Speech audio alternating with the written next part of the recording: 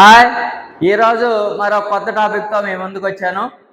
మనకి టెట్ కానీ డిఎస్సి కానీ ప్రిపేర్ అయినటువంటి అభ్యర్థులు, అలాగే పర్టికులర్గా ఇప్పుడు తెలంగాణలో టెట్ కూడా ఎగ్జామ్స్ రాయబోతున్నారు త్వరలో, వాళ్ళకు కూడా ఈ యొక్క వీడియోలు అనేటువంటివి, కంటెంట్ అనేటువంటి ఉపయోగపడుతుంది. అందులో భాగంగానే తెలుగు సాహిత్యం గురించి మనం ప్రతిరోజు కూడా మన ఛానల్లో కొన్ని వీడియోస్ చేస్తూ ఉన్నాం. ఇవి ఎంతో కొంత మీకు యూజ్ అవుతాయి, హెల్ప్ అవుతాయి అనేటువంటి ఉద్దేశంతో మీకు అందించే ప్రయత్నం చేస్తున్నాను. కాబట్టి ఇవి కొన్ని షార్ట్ టాపిక్స్, వీటి మీద కూడా దాదాపు చాలా పరీక్షల్లో కూడా మనకు కొన్ని ప్రశ్నలు అడుగుతున్నారు. అందుకనే కొన్ని ప్రత్యేకంగా కొన్ని షార్ట్ టాపిక్స్ ఎంచుకొని నేను వీడియో చేస్తున్నాను. ఇంకా ఆలస్యం లేకుండా ఈరోజు వీడియో స్టార్ట్ చేద్దాం. చూడండి, కొన్ని కవిత్వానికి సంబంధించినటువంటి పితామహులు ఈరోజు మన టాపిక్. మనందరికి కూడా తెలుసు, ఇందులో ప్రాచీన సాహిత్యానికి సంబంధించినటువంటి కవిత్వాలు ఉన్నాయి, ఆధునిక సాహిత్యానికి సంబంధించినటువంటి కవిత్వాలు ఉన్నాయి. వాటికి యొక్క ఆద్యులు, పితామహులు. చూడండి, పద కవిత పితామహుడు, ఇది మనందరికి కూడా తెలుసు, అన్నమయ్య గారు, తాళ్ళపాక అన్నమాచార్యులు గారు. అలాగే పద కవితా శిఖామణి క్షేత్రయ్య గారు. అలాగే పద కవితా చక్రవర్తి, ఇది కూడా క్షేత్రయ్య గారే. వీళ్ళని మనం పదత్రయం అని అంటాం కదా, అన్నమాచార్యులు, క్షేత్రయ్య గారు, అలాగే త్యాగయ్య గారు. వాళ్ళు ఇక్కడ పద కవితా చక్రవర్తి అన్న, పద కవితా శిఖామణి అన్న కూడా రెండు కూడా క్షేత్రయ్య గారే. అలాగే ఆంధ్ర కవితా పితామహుడు ఎవరు? అల్లసాని పెద్దన, స్వరోచి సమను సంభవం, అలాగే మనుచరిత్ర అనేటువంటి కావ్యాన్ని మనకు అందించాడు. అలాగే ఆంధ్ర నాటక పితామహ ధర్మవరం కృష్ణమాచార్యులు.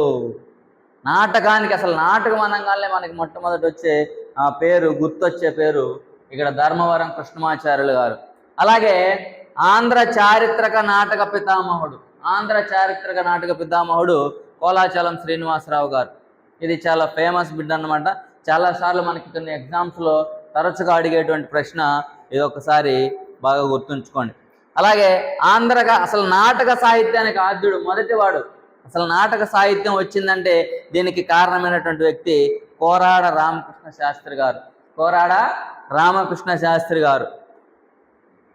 అలాగే భావ కవిత పితామహుడు, ఇది ఆధునిక సాహిత్యం అన్నమాట. భావ కవిత్వానికి పితామహ రాయప్రోలు సుబ్బారావు గారు. తృణ కంకణం, స్నేహలత, కమల అనేటువంటి గొప్ప గొప్ప రచనలు చేసినటువంటి వ్యక్తి.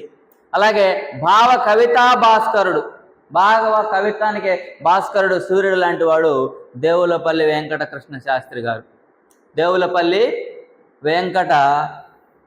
శాస్త్రి గారు. నెక్స్ట్ అభ్యుదయ కవిత్వానికి